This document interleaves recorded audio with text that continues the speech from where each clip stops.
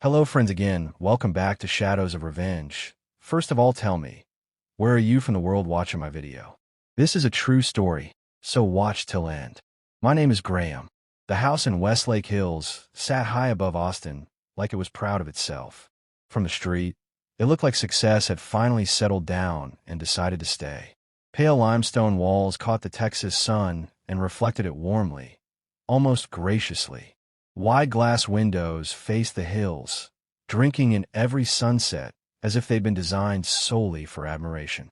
Inside, everything smelled faintly of fresh paint and curated calm. The kind of calm that came from money, not peace.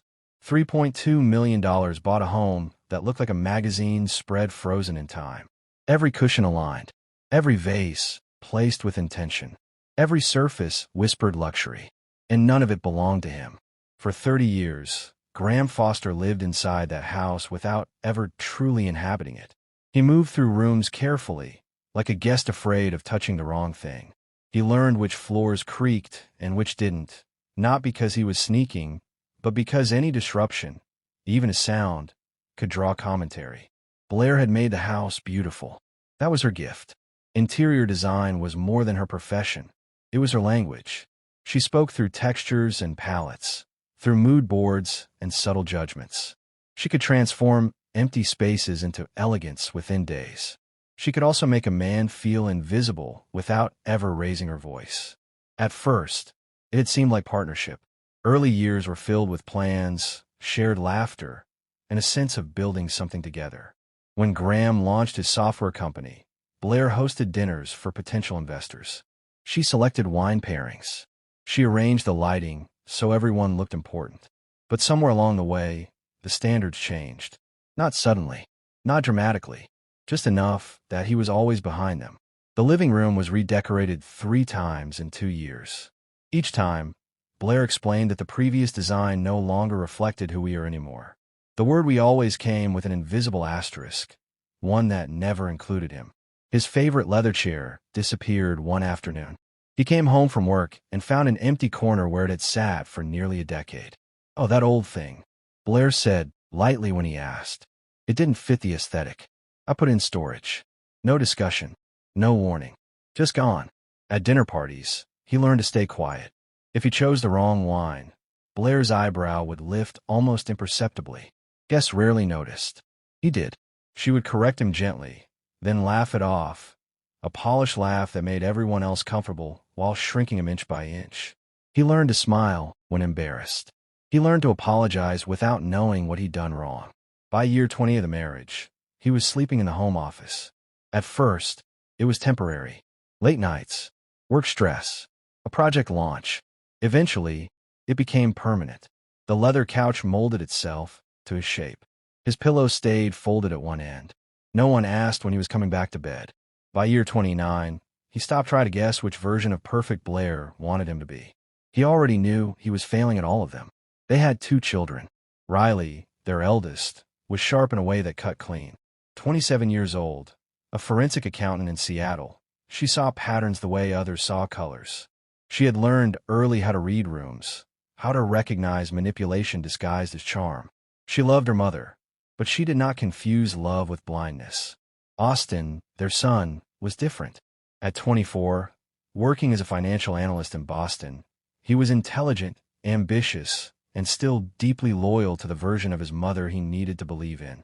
Blair had shaped that loyalty carefully over years, through subtle narratives, gentle sighs, and repeated refrains.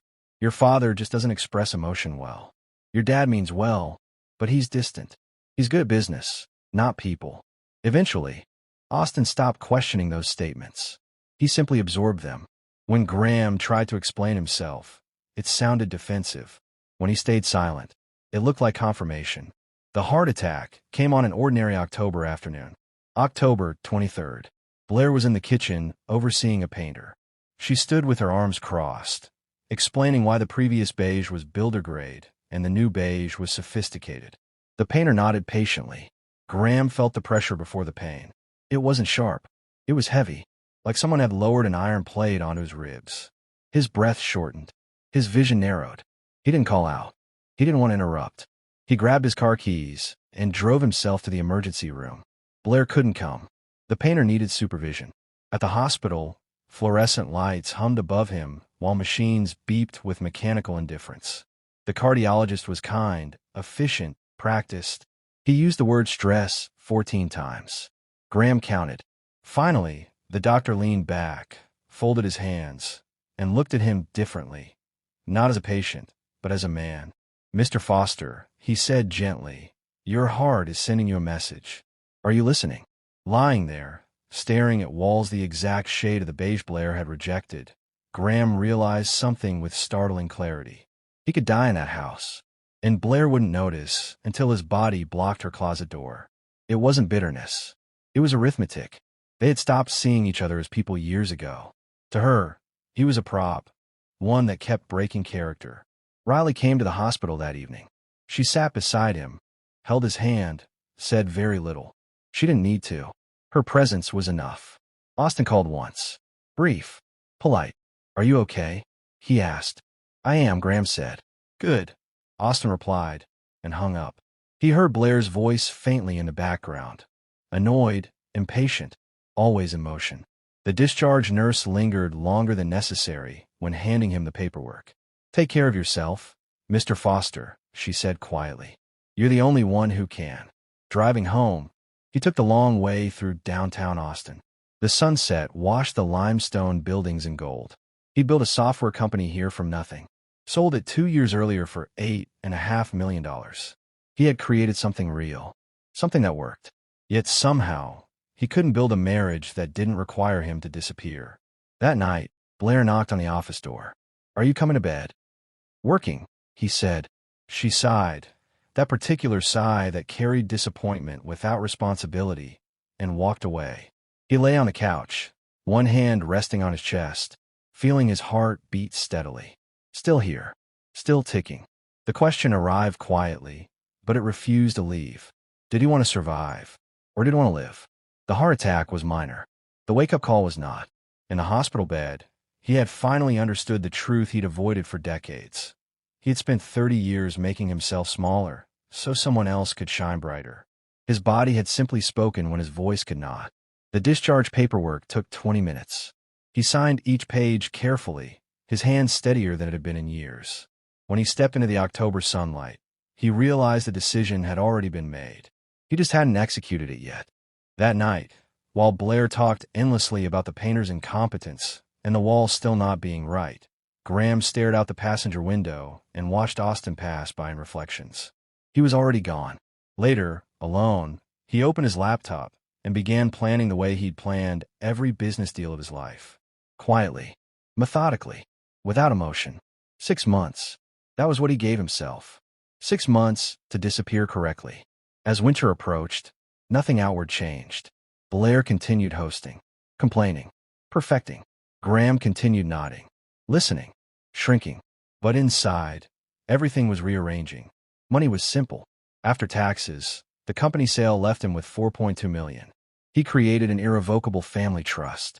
$2.1 million went into it, with Riley named as sole trustee. Blair would never be able to touch it. $850,000 went into liquid, documented, conservative investments, bonds, offshore structures, clean and lawful. Passive income projected at $55,000 a year. Enough. Portugal's D7 visa required proof of passive income. He qualified easily. Lisbon expenses would run $3,500 a month. The math worked. The house was more complicated, worth $1.3 million. Mortgage-free. He refinanced it. $890,000 pulled out. Blair signed where he pointed. She never asked questions. Money had always been his job. Being invisible had been his role. Now the house carried an 8.9% mortgage and $410,000 in equity. He left it all to her. The house, the cars, the furniture, the perfection, and the debt that came with it. December came. One quiet evening, he took Riley to dinner. He laid everything out, the trust, the timeline, the destination. She listened without interrupting. When he finished, she reached across the table and squeezed his hand. "Dad," she said softly, "you should have done this years ago." He nodded. "Austin's going to lose it." "I know." She traced the rim of her wine glass. "I'll handle things here." He'll come around. Eventually. He didn't tell Austin. At 24, his son still needed his mother's version of reality. Divorce papers were filed quietly through his attorney. Blair would be served after he left. January 15th arrived like any other Tuesday. At 5 in the morning, Graham dressed in darkness. 2 suitcases waited by the door. 30 years fit inside them. He placed the divorce papers on the kitchen counter beneath a coffee mug. The house keys rested on top. A note. Everything's yours. The mortgage is current. I'm gone. At 5:30, the Uber arrived. No speeches. No confrontation. He closed the door and walked away. At the airport, he called Riley. It's done. Good, she said. Text when you land. Take care of your brother. Always. As the plane lifted off, Austin slept in Boston, Blair slept in Texas, and Graham Foster crossed the Atlantic carrying nothing but quiet certainty. Somewhere over the ocean, watching sunrise spill gold across the clouds, he realized his chest didn't hurt. He wasn't carrying 30 years anymore, and for the first time in decades, the silence felt like freedom. Chapter 2. The Man Who Walked Away. Lisbon did not welcome him loudly. It didn't announce itself or demand admiration the way Austin once had, or the way Blair always needed the world to do. It simply existed, sun-washed and patient, as if it had been waiting without expectation. Graham arrived in the early morning hours, jet-lagged and hollow in the gentle way that follows a clean break. The airport smelled of coffee and stone. Portuguese voices moved around him like water, musical and unintelligible, unconcerned with who he had been or what he had lost. For the first time in his life, nobody recognized him. No one expected performance. A taxi carried him through narrow streets that curved instead of rushed. Buildings leaned inward as if sharing secrets. Laundry fluttered between balconies like quiet flags of ordinary survival. His apartment sat in the Alfama district, old and imperfect. Terracotta tiles cracked with age. A small balcony overlooked the Tagus River, where ships moved slowly, deliberately, as if time itself behaved differently here. The place cost 1,200 euros a month. It was the cheapest thing he had chosen in decades, and it felt like the most honest. The first weeks passed strangely, without schedules, without criticism, without anyone asking what he was doing or why he wasn't doing more. He slept, deep, uninterrupted sleep that startled him awake at first, unsure whether he was allowed to rest that long. 8 hours, sometimes 9. His blood pressure dropped. His appetite returned. He woke without dread. In the mornings, church bells echoed through the streets like reminders that time still existed, but it no longer chased him. He learned the rhythm of the neighborhood quickly. At the corner below his building sat Pedro's Cafe, a narrow place with 3 tables outside and a man who brewed espresso as if it were a moral obligation. Pedro was somewhere in his 60s, gray-bearded, observant. He never asked Graham what he did for a living, never asked why he had moved so far from home. He simply nodded each morning and said, "Bom dia, amigo." That was enough. Graham began swimming at Balem in the afternoons. The water was cold and honest. It demanded presence. You couldn't think about the past while your lungs adjusted to the shock. He took up painting, badly at first. Childish strokes, wrong proportions, too much shadow. But there was something soothing in learning without judgment. No one corrected him. No one sighed. He joined a small Tuesday art class in Graca, mostly retirees. One woman who painted nothing but boats. A man who'd lost his wife and never spoke about it. They didn't ask questions either. They simply shared space. Months passed. His weight dropped 15 pounds without effort. His doctor emailed after reviewing updated labs and wrote a single line. Whatever you're doing, keep doing it. On Sundays, Riley called. She told him about Seattle rain and promotions and complicated fraud cases that left her equal parts fascinated and exhausted. Austin did not call. Riley said he needed time. Graham gave it. He had spent 30 years explaining himself to people who were not listening. He would not beg now. 5 months into his new life, he was sketching rooflines at Pedro's when his phone vibrated. An Instagram message from a name he hadn't seen in over 20 years. Scott Turner. College friend. Lost touch.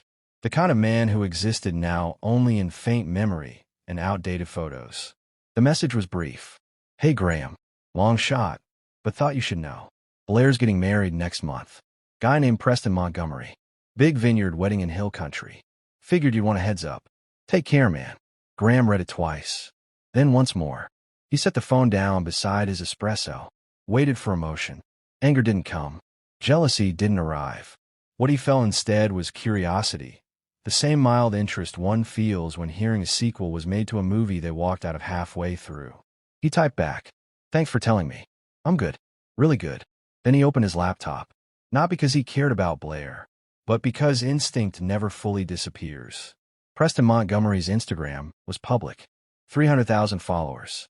Luxury cars that changed every post. Designer suits. Champagne bottles tilted toward sunsets. Blair smiling beside him at charity events, polished and glowing. When you know, the engagement caption read, "The wedding venue was tagged, a Dutchman family winery in hill country." Graham scrolled, not emotionally, but analytically. The CEO part of his brain activated automatically, the part trained to detect gaps between presentation and reality. 3 restaurants in 18 months. Montgomery's Prime. The Preston House. Bella Vista. Impressive. Too impressive. He pulled up Texas business filings. Public records never lie. They just wait for someone patient enough to read them. The revenues look solid at first glance. 12 million annually across all locations. But revenue is not stability. Credit tells the real story. He searched UCC filings, the Uniform Commercial Code, where lenders register claims. The screen filled slowly. First National Bank. Credit line, 2.3 million.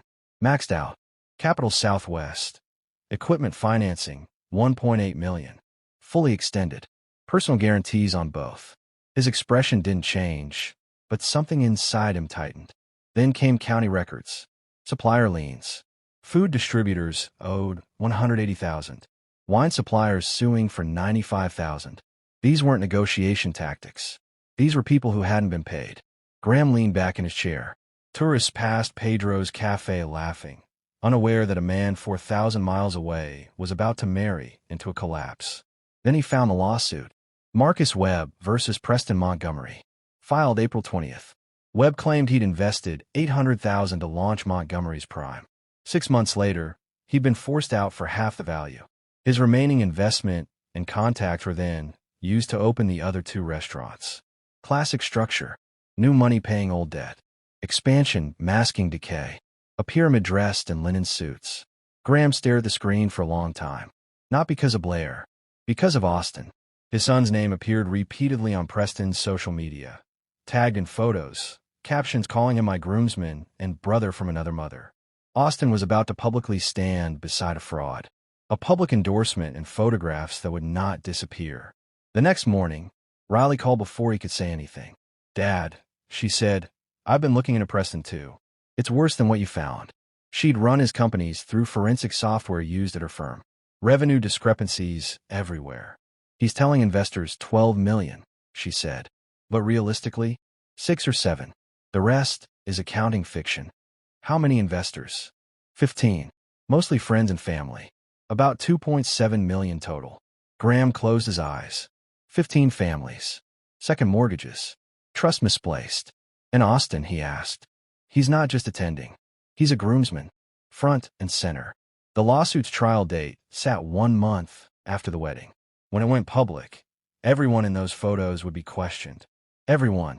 After the call ended, Graham stood on his balcony, watching the river reflect afternoon light. He couldn't stop the wedding.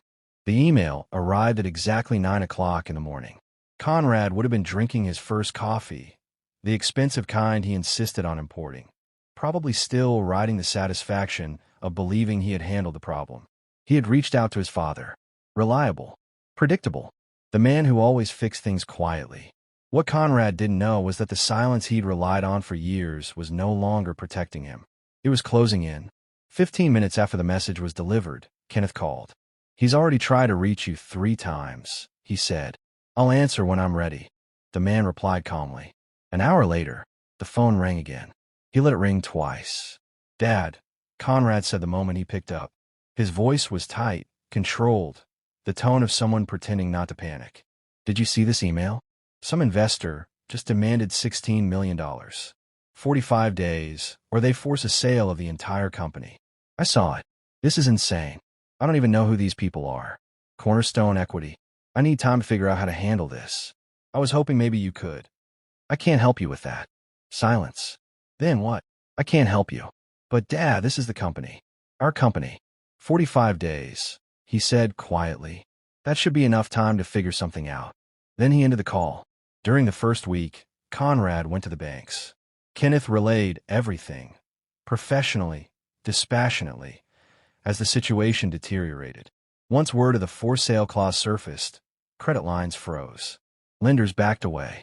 No institution wanted exposure to a company that might not exist in 6 weeks. In the second week, Conrad chased investors. But investors asked questions. They demanded books, explanations, rationales. Why would a major shareholder demand liquidity now? Why trigger a for-sale unless something was wrong? Each meeting ended the same way.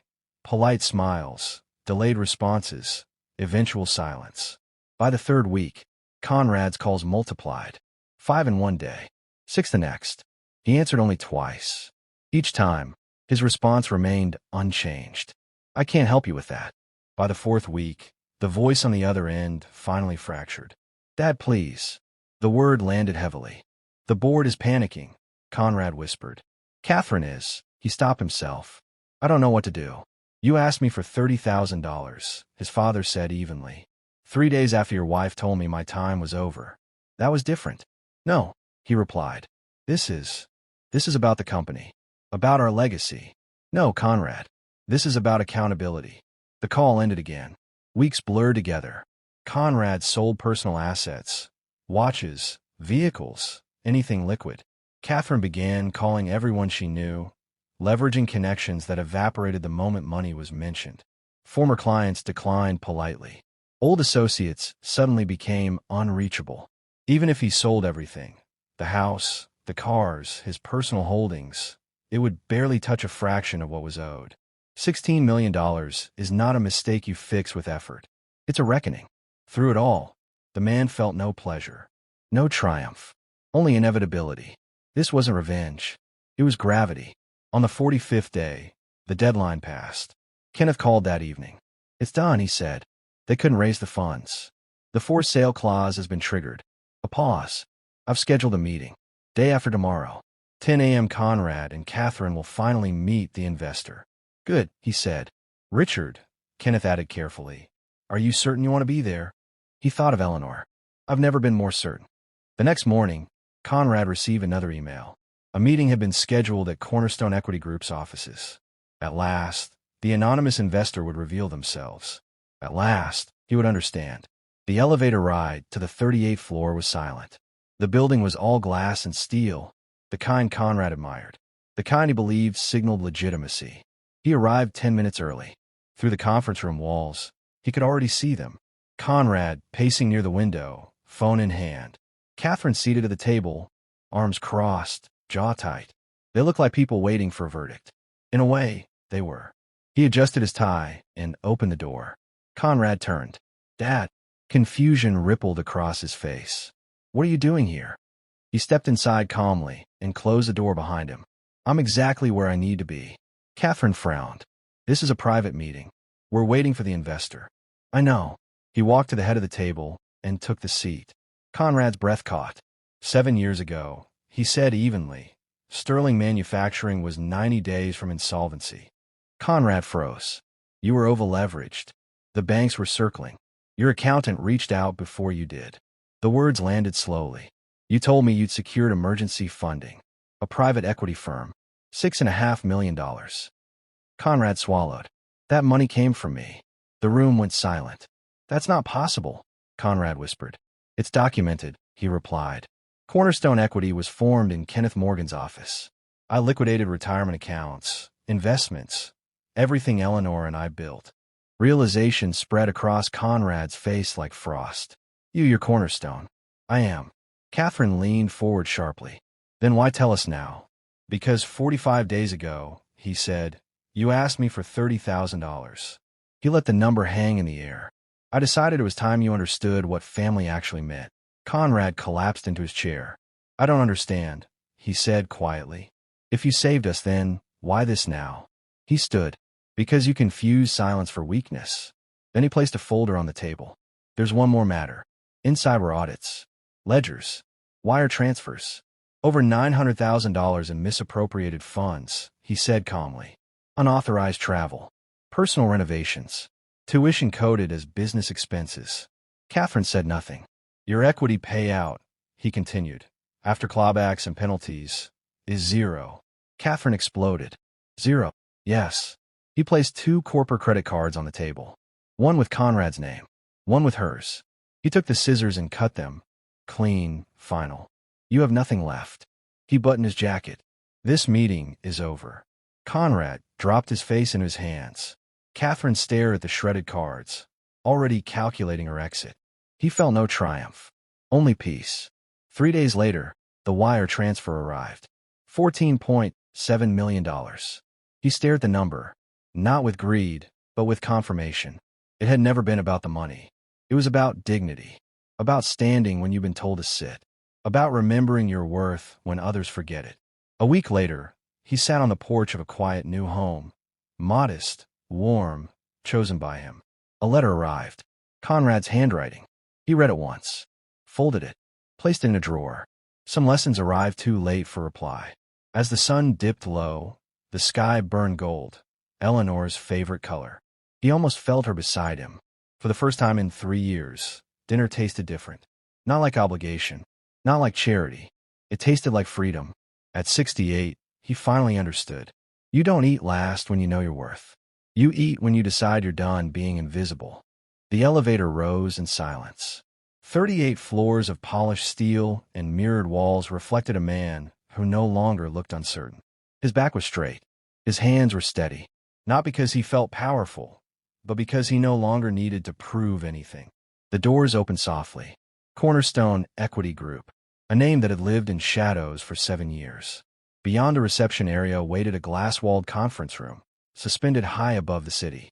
Morning light spilled across the polished table inside, sharp and unforgiving. From the hallway, he could already see them. Conrad stood near the window, phone pressed to his ear, pacing in short, frantic steps. His shoulders were tight, his movements erratic, the posture of a man running out of options. Catherine sat at the table, arms crossed, jaw clenched, still trying to look composed while everything beneath her was collapsing. They did not see him at first. He paused outside the room, not out of hesitation, but out of awareness. He understood something now that he hadn't before. This room was not for revenge. It was for truth. He opened the door. The hinge made a soft click. Conrad turned. For a fraction of a second, his face registered confusion, the kind that flickers when the mind rejects what the eyes report. Dad, he said. The word came out smaller than he intended. What are you doing here? The man stepped inside and closed the door behind him. The glass sealed with a muted finality, shutting out the world. I'm exactly where I need to be, he replied. Catherine's eyes narrowed instantly. This is a private meeting, she said sharply. We're waiting for the investor. I know. He walked past them and took the seat at the head of the table. The chair slid back with a quiet scrape. Something shifted in the air. Conrad stared. Dad, this isn't funny. We're in serious trouble. Cornerstone Equity, just 7 years ago, the man said calmly, cutting through the panic. Sterling Manufacturing was 90 days away from collapse. The words landed like a dropped glass. Conrad froze. You had over-leveraged the company, he continued. Loans stacked on loans.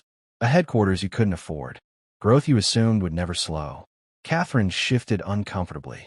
The banks called before you did, he added. Your accountant reached out to me in private. Conrad swallowed hard. You told me you'd secure emergency funding, the man said. An anonymous private equity firm. $6.5 million. He leaned forward slightly. That money came from me. Silence. Not the awkward kind. The devastating kind. Conrad's mouth opened, then closed. That's not possible, he whispered. It's documented, the man replied. Cornerstone Equity Group was formed in Kenneth Morgan's office. I liquidated retirement accounts, long-term investments, everything your mother and I built over 40 years. Catherine's eyes flicked between them. You're saying, Conrad's voice trembled. Your Cornerstone? I am. The truth settled slowly, like dust after an explosion. The man his wife had evicted. The father he had ignored. The figure he had dismissed as obsolete. Owned nearly half of everything he thought was his. Catherine found her voice first. "Why tell us now?" she demanded. "Why destroy everything?" The man met her gaze without blinking. "Because 45 days ago, you asked me for $30,000. He paused. "Family helps family," you said. The words echoed in the room like a verdict. Conrad dropped into his chair, hands trembling. "If you saved us back then," he said quietly, "why do this now?" The man stood. "Because you confused silence with weakness," he said, "and patience with permission." He reached into his briefcase and removed a folder, placing it carefully on the table. "There's one more matter." He opened it. Inside were highlighted ledgers, expense reports, wire transfers, clean, undeniable. "A forensic audit was conducted over the past 45 days, he said. What it revealed was not surprising. He turned a page. $280,000 in unauthorized travel expenses. Another page. Corporate vehicles leased for personal use. Another. Country club memberships. He looked up. And then there's Catherine's salary. $150,000 a year for 3 years. Chief brand officer. Catherine stiffened. No deliverables, he continued. No campaigns. No measurable contribution. Her lips tightened. And finally, he said, $180,000 in personal expenses coded as business costs. Home renovations. Tuition. Family vacations. He closed the folder. Total misappropriation. Approximately $910,000. Conrad's breathing grew shallow. "Dad, please," he said. "We can fix this. Just give us time." "The buyer won't," the man replied. He slid another document forward. A clawback clause. Conrad scanned it, eyes widening. "Your 30% equity," the man said calmly, "was valued at approximately $5.4 million. He paused deliberately. "After fees, penalties, and recovery of misappropriated funds, your net payout is zero." Catherine surged to her feet. "Zero? You can't do this. I already have." He reached into the folder once more and removed 2 corporate credit cards. One with Conrad's name, one with Catherine's. He placed them side by side on the table. Then he took the scissors. The cut was clean, sharp, final. First Conrad's, then Catherine's. The plastic had slid apart between them. "You have no money," he said quietly. "No company. No leverage." He straightened his jacket. "This meeting is over." Conrad's shoulders collapsed inward. His face disappeared into his hands. The sound that escaped him was not anger. It was something smaller, broken. Catherine remained frozen, staring at the cards, already calculating how to survive without him. The man felt no triumph, only stillness. This was not revenge. This was consequence. He walked to the door. "Goodbye, Conrad." He didn't wait for a response. The hallway outside was quiet. The elevator arrived. As the doors closed, he felt no urge to look back. Some chapters end not with forgiveness, but with finality. 3 days later, the wire transfer arrived. $14.7 million. He stared at the screen, not in disbelief, but confirmation. It had never been about money. It was about dignity. A week later, he sat on the porch of a modest home. Not a mansion, not a display of power, just a place chosen freely. A letter arrived. Conrad's handwriting. He read it once, folded it, placed it in a drawer. Some apologies come after the lesson has already been paid for. As the sun sank low, the sky burned gold, Eleanor's favorite color. For the first time in 3 years, his dinner tasted different. Not like obligation, not like charity. It tasted like freedom. At 68, he finally understood. You don't reclaim your worth by shouting. You reclaim it by standing and refusing to move.